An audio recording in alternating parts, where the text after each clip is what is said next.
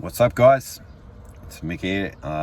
So coming to you with a little video just about the G8 and these little door handle trim kit things that you can get from Australia just to beautify the interior of the car, if you will. So this little kit comes separately with the little sticker bezel, and then this is just a little stick-on thing, and it goes just on the inside of the door handle. Let me flip this real quick.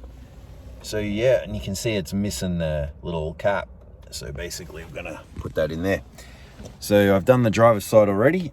So give you a look at that real quick. There it is. So yeah, it's not bad. Cool little thing. It's only about 15 bucks from Australia. Just got it on eBay. So yeah, just I found it by accident actually. So yeah, but that's it. But let me show you the interior real quick while we're here.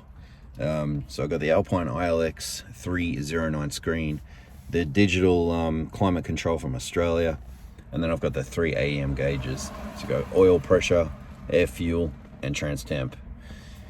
And then I just stuck the Redline SSV badge on the dash just to, tribute for my Aussie comrades.